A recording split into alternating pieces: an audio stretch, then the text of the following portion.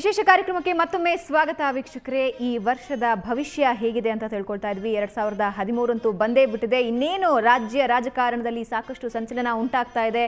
ಜಿದ್ದಿಗೆ ಬಿದ್ದಿದ್ದಾರೆ. ಅದರಲ್ಲೂ ಪ್ರಮುಖವಾಗಿ ಇಲ್ಲಿ ನೇರ ಹಣಾಹಣಿ ಕಂಡು ಬರ್ತಾ ಇರೋದು ಹಾಲಿ ಸಿಎಂ ಹಾಗೂ ಮಾಜಿ ಸಿಎಂ ನಡುವೆ. ಹಾಗಾದ್ರೆ ಬನ್ನಿ ಅವರ ರಾಶಿ ಭವಿಷ್ಯ ಏನು ಹೇಳ್ತಾ ಇದೆ, ಮತ್ತೆ ಅಧಿಕಾರದ ಚುಕ್ಕಾಣಿ ಹಿಡಿತಾರ ಅನ್ನೋ ಕುತೂಹಲ ಎಲ್ಲರಲ್ಲೂ ಇದೆ. ಸೊ ತಿಳ್ಕೊಳ್ಳೋಣ. ಮೊದಲಿಗೆ ನಾವು ಜಗದೀಶ್ ಶೆಟ್ಟರ್ ಅವರ ರಾಶಿ ಕುಂಡಲಿಯನ್ನ ನೋಡೋಣ ಬನ್ನಿ. ಅವರ ಜನ್ಮ ದಿನಾಂಕ 17/12/1955, ಹುಟ್ಟಿದ ಸ್ಥಳ ಧಾರವಾಡ, ಉತ್ತರಾಷಾಢ ನಕ್ಷತ್ರ, ಮಕರ ರಾಶಿ. ಹಾಗಾದ್ರೆ ಬನ್ನಿ ಅವರ ಮುಂದಿನ ರಾಜಕೀಯ ಭವಿಷ್ಯ ಏನಿದೆ ಅಂತ ಪಂಡಿತರಿಂದ ತಿಳ್ಕೊಳ್ಳೋಣ. ಪಂಡಿತರೆ, ಈಗ ಹಾಲಿ ಸಿಎಂ ಅವರು, ಆದರೆ ಸಾಕಷ್ಟು ಒತ್ತಡಗಳಿವೆ ಅವರ ಮೇಲೆ. ಆಮೇಲೆ ಇನ್ನೊಂದು ಕಡೆ KJP ಕೂಡ ಟಾಂಗ್ ಕೊಡ್ತಾ ಇದೆ. ಆದರೆ ಮುಂದೆ ಅಧಿಕಾರದ ಚುಕ್ಕಾಣಿ ಹಿಡಿಯುವಂತಹ ಸಾಧ್ಯತೆ ಇದೆಯಾ? ಅವರ ರಾಜಕೀಯ ಭವಿಷ್ಯ ಏನು ಹೇಳ್ತಾ ಇದೆ? ಅವರಿಗೆ ಗ್ರಹಗತಿ ಬದಲಾವಣೆ ಆಗಿದೆ. ಅವರು ಯಾಕಂದರೆ ಇಷ್ಟು ದಿವಸ 11ನೇ ಮನೆಯಲ್ಲಿದ್ದ ರಾಹು ಈಗ 23ನೇ ತಾರೀಕಿಂದ 10ನೇ ಮನೆಗೆ ಹೋದ. ಶನಿ ಒಟ್ಟಿಗೆ ಮತ್ತು ರಾಹು ಸೇರಿದ್ದಾನೆ. ಶನಿ ಉಚ್ಚನಾಗಿದ್ದಾನೆ. ರಾಶ್ಯಾಧಿಪತಿಯು ಕರ್ಮಸ್ಥಾನದಲ್ಲಿದ್ದಾನೆ ಅವರಿಗೆ. ಆನಂತರ ಗುರುವಿನ ಅನುಗ್ರಹ ಇದೆ. ಸದ್ಯಕ್ಕೆ ಅವರಿಗೆ ಗುರು ದೃಷ್ಟಿ ಇದೆ. ಗುರು ಕೇತು ಕೂಡ್ಕೊಂಡು ನೋಡ್ತಾ ಇದ್ದ. ಅರ್ಧಮರ್ಧ ದೃಷ್ಟಿಯಾಗಿತ್ತು, ಈಗ ಪೂರ್ಣ ದೃಷ್ಟಿ ಬಿದ್ದಿದೆ. ಹಾಗಾಗಿ ಸಾಮಾನ್ಯವಾಗಿ ಈ ಒಂದು ಟರ್ಮ್ ಅವರು ನಾನು 2-3 ಸಲ ಹಿಂದೆ ಅವ್ರ ಬಗ್ಗೆ ಹೇಳಿದ್ದೆ, ಡಿಸೆಂಬರ್ 23 ತನಕ ಅವರಿಗೆ ಅಧಿಕಾರ. ಅದು ಏನಾದರೂ ಅವರು ತಪ್ಪಿಸ್ಕೊಂಡ್ರೆ ಇದ್ರ ಕೊನೆ ತನಕ ಅವರು ಆಡ್ತಾರೆ ಅಂತ. ಹಾಗಾಗಿ ಅದು ಕಳೆದಿದೆ. ಮೊನ್ನೆ 23 ಕಳೆದದ್ರಿಂದ ಈಗ ನಾವು ಅವ್ರ ಬಗ್ಗೆ ಧೈರ್ಯವಾಗಿ ಹೇಳ್ಬೋದು, ಈ ಒಂದು ಟರ್ಮನ್ನು ಅವ್ರು ಯಾವುದೇ ರೀತಿ ಯಾರು ಏನೇ ತೊಂದರೆ ಮಾಡಿದ್ರು ಅವ್ರ ಕಾಲು ಜಗ್ಗಿದ್ರು ಬಿಡದೇನೆ ಮಾಡ್ತಾರೆ. ಯಾಕೆಂದರೆ ಕಂಪ್ಲೀಟ್ ಆಗಿ ಸರ್ಕಾರ ತನ್ನ ಅವಧಿ ಮುಗಿಸೋವರೆಗೂ ಅವರೇ ಮಾಡ್ತಾರೆ, ಏನೂ ತೊಂದರೆ ಇಲ್ಲ. ಅವರಿಗೆ ಕರ್ಮಸ್ಥಾನದಲ್ಲಿ ಶನಿ ರಾಹು ಇದ್ದಾನೆ. ಅದರಿಂದ ಆನೆ ಬಲ ಬಂದುಬಿಟ್ಟಿದೆ ಈಗ.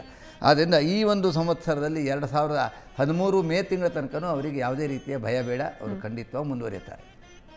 ಓಕೆ. ಸೊ ಇನ್ನೊಬ್ಬರು ವಿಶೇಷ ವ್ಯಕ್ತಿ ಬಗ್ಗೆ ಮಾತಾಡಬೇಕು. ಈಗಾಗಲೇ KJP ಪಕ್ಷವನ್ನು, ಪ್ರಾದೇಶಿಕ ಪಕ್ಷವನ್ನು ಸ್ಥಾಪನೆ ಮಾಡೋದ್ರ ಮೂಲಕ BJP ನೆಲಸಮಕ್ಕೆ ಈಗಾಗಲೇ ಅಡಿಪಾಯವನ್ನು ಇಟ್ಕೊಂಡು ಕಾಯ್ತಾ ಇದ್ದಾರೆ. ಜೊತೆಗೆ ಸಾಕಷ್ಟು ರಾಜಕೀಯ ಪ್ರಹಸನಗಳು ಕೂಡ ನಡೀತಾ ಇದೆ. ಅದು ಯಡಿಯೂರಪ್ಪ ಅವರು. ಹಾಗಾದರೆ ಯಡಿಯೂರಪ್ಪ ಅವರ ರಾಶಿ ಕುಂಡಲಿ ಏನು ಹೇಳ್ತಾ ಇದೆ ಬನ್ನಿ ನೋಡೋಣ.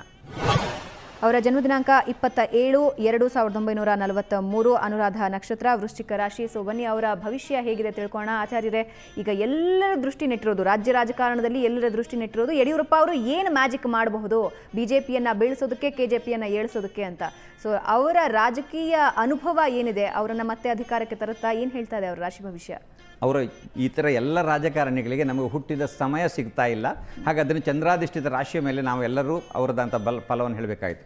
ಸುದೈವಶಾತ್ ಯಡಿಯೂರಪ್ಪರು 3:15 AM ಹುಟ್ಟಿದ್ದಾರೆ. ಆದ್ದರಿಂದ ಅವರದಂತ ಇದು ಧನು ಲಗ್ನ ಅಂತಲೂ ನಮಗೆ ಗೊತ್ತಿದೆ. ಲಗ್ನದಲ್ಲಿ ಕುಜನಿರುವವರು ಆದದ್ರಿಂದ ಇವರು ಘನಸಾಹಸಿ, ಒಳ್ಳೆಯ ಸಾಹಸ, ಯಾವಾಗಲೂ ಏನನ್ನಾದರೂ ಮಾಡಿಕೊಂಡೇ ಇರುವಂಥ ಹುಟ್ಟು ಹೋರಾಟಗಾರ ಅಂತ ನಾವು ಹೇಗೆ ಪತ್ರಿಕೆಯಲ್ಲಿ ಮಾಧ್ಯಮದವರಲ್ಲಿ ಹೇಳ್ತಾರೆ, ಅದು ಅವ್ರ ಜಾತಕ ಫಲದ ಪ್ರಕಾರ ಇವರು ಹುಟ್ಟು ಹೋರಾಟಗಾರ.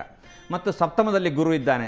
ಸಪ್ತಮದಲ್ಲಿ ಗುರು ಇದ್ದಾನೆ ಅಂತ ಆದರೆ ಅಂತಹ ವ್ಯಕ್ತಿ ಯಾವಾಗಲೂ ಎಲ್ಲರ ಎದುರಿನಲ್ಲಿ ಎದ್ದು ಕಾಣುವಂಥ ವ್ಯಕ್ತಿತ್ವವನ್ನಾಗಿರ್ತಾನೆ. ಚತುರ್ಥದಲ್ಲಿ ಉಚ್ಚ ಶುಕ್ರ ಅವರಿಗೆ. ಚತುರ್ಥದಲ್ಲಿ ಉಚ್ಚ ಶುಕ್ರ ಮಾಲವ್ಯ ಯೋಗ, ಪಂಚಮಹಾಪುರುಷಗಳ ಯೋಗ ಫಲಗಳಲ್ಲಿ ಒಂದಾದಂತಹ ಮಾಲವ್ಯ ಯೋಗ ಫಲ. ಹೀಗೆಲ್ಲ ಇರುವುದರಿಂದ ಇದುವರೆಗೂ ವರ್ಚಸ್ವಿ ನಾಯಕನಾಗಿಯೇ ಬೆಳೀತಾ ಬಂದು ರಾಜ್ಯದ ಅಧಿಕಾರದ ಗದ್ದುಗೆಯನ್ನು ಏರುವಷ್ಟು ಯೋಗ್ಯತೆಯನ್ನು ಸ್ವಪರಿಶ್ರಮ ಮತ್ತು ದೈವಾನುಗ್ರಹ ಇತರೆ ಬೆಂಬಲಗಳೆಲ್ಲ ಸೇರಿಕೊಂಡು ಹೊಂದಿದ್ರು. ದುರ್ದೈವವಶಾತ್ ಅವರಿಗೆ ಕಳೆದ ವರ್ಷದ ನವೆಂಬರ್ 15ನೇ ತಾರೀಕಿನಿಂದ ಅವರಿಗೆ 7ನೇ ಶನಿ ಪ್ರಾರಂಭ ಆಗಿದೆ. ಅದು ಮೊನ್ನೆ ಆಗಸ್ಟ್ 4ನೇ ತಾರೀಕಿಂದ ಅದು ಪೂರ್ಣವಾದಂಥ ವಿಶೇಷವಾದ ದುಷ್ಪರಿಣಾಮ ಕೊಡುವಂಥ ಕಾಲ ಒಂದು.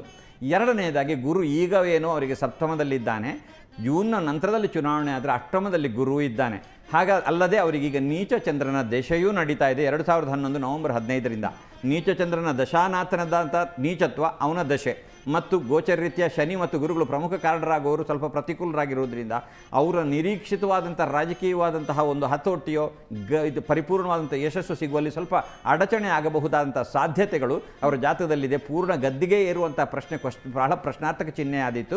ಪ್ರಮುಖ ರಾಜಕಾರಣಿಯಾಗಿಕೊಂಡು ಒಂದು ರೀತಿಯಲ್ಲಿದ್ದ ಅವರದ್ದಾದಂಥ ಪ್ರಭಾವವನ್ನು ಜೂನ್ ಒಳಗೆ ಎಲೆಕ್ಷನ್ ಆದರೆ ಒಂದು ರೀತಿ ಅವರದಂಥ ಪ್ರಭಾವದ ವಿಶೇಷ ಇದೊಂದು ಛಾಯೆ ಇರ್ತದೆ.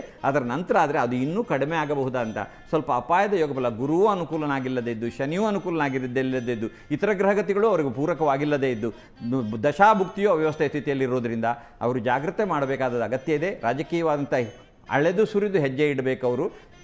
ಅವರು ಸ್ವಲ್ಪ ಲಗ್ನದಲ್ಲಿ ಕುಜನಿರುವುದರಿಂದ ಅವರು ಕಂಡಂತೆ ಮುಂದೆ ಹೆಜ್ಜೆ ಇಟ್ಟು ಬಿಡುವಂಥ ಗಡಿಬಿಡಿಯ ಮನುಷ್ಯ. ಅವರು ಆ ಗಡಿಬಿಡಿಯ ಅವರದ್ದಂತಹ ತಂತ್ರಗಾರಿಕೆ ಅವರಿಗೆ ಸ್ವಲ್ಪ ಮುಳುವಾಗಬಹುದಾದಂಥ ಯೋಗ ಬಲವೂ ಇದೆ. ಈಗಾಗಲೇ ನಾವು ಕೆಲವು ವಿಷಯದಲ್ಲಿ ಹಾಗೆ ಕಾಣ್ತಾ ಇದ್ದೇವೆ. ಇವರು ತಂತ್ರಗಾರಿಕೆಯಲ್ಲಿ ಮುಂದುವರಿತಾ ಹೋಗೋದು ಇವರಿಗೆ ಪ್ರಯೋಜನ. ಯಾಕಂದರೆ ಒಳ್ಳೆಯ ವಾಗ್ಮಿ, ದ್ವಿತೀಯದಲ್ಲಿ ಬುಧನಿದ್ದಾನೆ, ಅವ್ರದ್ದು ಮತ್ತು ಆದರೆ ವಾಕ್ ಸ್ಥಾನಾಧಿಪತಿ ಆದಂತಹ ಶನಿ ಆತ ಇವರ ಜಾತಕದಲ್ಲಿ ಷಷ್ಠದಲ್ಲಿದ್ದಾನೆ. ಇವರ ಮಾತು ಕೆಲವೊಮ್ಮೆ ಅಗತ್ಯಕ್ಕಿಂತ ಕೆಲವರಿಗೆ ನೋವಾಗುವಂಥ ಪರಿಸ್ಥಿತಿಯಾಗಿ ಕೆಲವೊಮ್ಮೆ ಬಿಗಡಾಯಿಸಿಕೊಳ್ಳುವ ಪರಿಸ್ಥಿತಿಯು ಬರ್ತದೆ. ಹೀಗೆ ಎಲ್ಲವೂ ಇರುವಂಥ ಒಂದು ರೀತಿ ಮಿಶ್ರ ಪ್ರತಿಕ್ರಿಯೆ ಉಳ್ಳಂಥ ಜಾತಕೀಯ ಯೋಗಫಲದವರು ಇವರು. ಆದ್ದರಿಂದ ಇವರಿಗೆ ಅಧಿಕಾರದ ಗದ್ದಿಗೆಯನ್ನೇ ಏರುವಂಥ ಚಾನ್ಸಸ್ ಕ್ವಶನ್ ಮಾರ್ಕ್ ಇದೆ. ಪ್ರಮುಖರಾಗಿ ಅಂತೂ ಜೀವಮಾನ ಪರ್ಯಂತ ಮುಂದುವರಿಯುವುದು ಮಹಾಪುರುಷಾದಿ ಯೋಗಫಲಗಳಲ್ಲಿ ಇರುವುದನ್ನು ಮುಂದುವರಿತಾರೆ. ಅವರ ರಾಜಕೀಯವಾದಂಥ ಸ್ಥಿತ್ಯಂತರಗಳಲ್ಲಿ ಕೆಲವಷ್ಟು ಅವ್ಯವಸ್ಥೆ ಆಗುವಂಥ ಯೋಗಫಲಗಳು ಇದ್ದಾವೆ. ಅವರು ಸ್ವಲ್ಪ ಜಾಗ್ರತೆ ಮಾಡೋದು ಒಳ್ಳೆಯದು. ರಾಜಕೀಯವಾಗಿ ವಿಮರ್ಶಾತ್ಮಕವಾಗಿ ಸರಿಯಾದ ವ್ಯಕ್ತಿಗಳ ಮಾರ್ಗದರ್ಶನ ಪಡ್ಕೊಂಡು ಮುಂದುವರಿಯೋದ್ರಿಂದ ಅವರಿಗೂ ಪ್ರಯೋಜನ ಆಗುತ್ತದೆ. ಓಕೆ, ಇನ್ನು ಕೆಲವು ಅವರ ಸಂಘದಲ್ಲೇ ಇದ್ದಂತಹ ಕೆಲವರು ಹೇಳೋದು ಯಡಿಯೂರಪ್ಪ ಅವರ ರಾಜಕೀಯ ಅಸ್ತಂಗತ ಆಗ್ತಾ ಇದೆ ಅಂತ ಒಂದು ಹೇಳ್ತಾರೆ. ಅದರ ಜೊತೆಗೆ ಈಗ ಯಡಿಯೂರಪ್ಪ ಅವರು ಉನ್ನತ ಸ್ಥಾನಕ್ಕೆ ಇರಲ್ಲ ಅಂತ ನೀವು ಹೇಳ್ತಾ ಇದ್ರಿ. ಒಂದು ವೇಳೆ ಸಮ್ಮಿಶ್ರ ಸರ್ಕಾರದ ಕಡೆ ಮತ್ತೆ ವಾಲಿದ್ರೆ ಅಂತಹ ಅಧಿಕಾರಿಗಳು ಸಿಗುವಂತಹ ಸಾಧ್ಯತೆ ಏನಾದರೂ ಅವರಿಗೆ ಅಧಿಕಾರ ಸಿಗುವ ಚಾನ್ಸಸ್ 99% ಅವರ ಜಾತಕ ಫಲದ ಗೋಚರಿತೆ. ನನ್ನ ಅನಾಲಿಸಿಸು, ನಾನು ಅದನ್ನು ಇದಮಿತ್ತಮಂತ ಇದನ್ನು ಸ್ಟ್ಯಾಂಪ್ ಹೋಗ್ತೇನೆ ಅಂತಲ್ಲ, ಇದರದಂಥ ಪ್ರಕಾರದ ಸ್ಥಿತಿಯಲ್ಲಿ ನಾನು ಹೇಳಿದಂಥ ಈ ಎಲ್ಲ ರಾಶಿ ಜ್ಯೋತಿಷಾಸ್ತ್ರೀಯ ವ್ಯವಸ್ಥೆ ಪ್ರಕಾರ ಪ್ರಮುಖ ರಾಜಕಾರಣಿ ಅಂತ ಇರ್ತಾರೆ.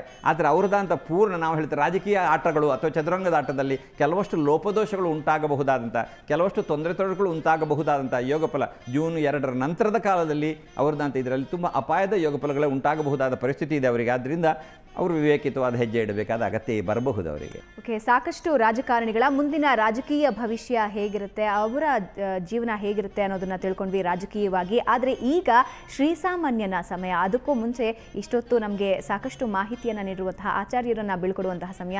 ಆಚಾರ್ಯರೇ, ಸಾಕಷ್ಟು ವಿಷಯಗಳು ನಮ್ಮ ಜೊತೆ ಹಂಚಿಕೊಂಡ್ರಿ. ರಾಜಕೀಯ ವ್ಯಕ್ತಿಗಳ ರಾಜಕೀಯ ಭವಿಷ್ಯದ ಬಗ್ಗೆ ಸಾಕಷ್ಟು ಮಾಹಿತಿಯನ್ನು ತಿಳಿಸ್ಕೊಟ್ರಿ. ಧನ್ಯವಾದಗಳು. ಕೃತಜ್ಞತೆಗಳು. ಎಲ್ಲರಿಗೂ ಹೊಸ ವರ್ಷ ಅತ್ಯಂತ ಆನಂದದಾಯಕವಾಗಲಿ. ಯಾವುದೇ ಥರದ ಈ ಗ್ರಹಗತಿಗಳ ವ್ಯವಸ್ಥೆ ಇದ್ದರೂ, ಸಂವತ್ಸರಾದಿ ಫಲಗಳಿದ್ದರೂ ಅದೆಲ್ಲ ನಿಮ್ಮದಾದಂಥ ದೈವಾನುಗ್ರಹದ ದೆಸೆಯಿಂದಾಗಿ ದುಷ್ಪರಿಣಾಮ ನಿಮಗೆ ಯಾರೂ ಕೊಡದೆ ದೇಶವು ಸುಭಿಕ್ಷೆಯ ರೀತಿಯಲ್ಲಿ ಮುಂದರಲಿ, ವಿಶ್ವವು ಶಾಂತಿಯೊಂದಿಗೆ ಮುಂದರಲಿ ಅನ್ನುವಂಥ ಶುಭ ಹಾರೈಕೆಯೊಂದಿಗೆ ವಿರಮಿಸ್ತೇನೆ. ನಮಸ್ಕಾರ. ಸೊ ವೀಕ್ಷಕರೇ, ಈಗ ರಾಜಕಾರಣಿಗಳ ರಾಜಕೀಯ ಭವಿಷ್ಯ ಏನೋ ನಾವು ತಿಳ್ಕೊಂಡಿದ್ದಾಯಿತು. ಆದರೆ ಈಗ ನಿಮ್ಮೆಲ್ಲರ ರಾಶಿ ಭವಿಷ್ಯ, ಇಡೀ ವರ್ಷ ನಮ್ಮನ್ನು ಯಾವ ರೀತಿ ನಮ್ಮ ರಾಶಿಗಳು ನಡೆಸುತ್ತವೆ ಅಂತ ತಿಳ್ಕೊಳ್ಳುವಂತಹ ಸಮಯ. ಆದರೆ ಅದಕ್ಕೂ ಮುಂಚೆ ಒಂದು ಚಿಕ್ಕ ಬ್ರೇಕ್.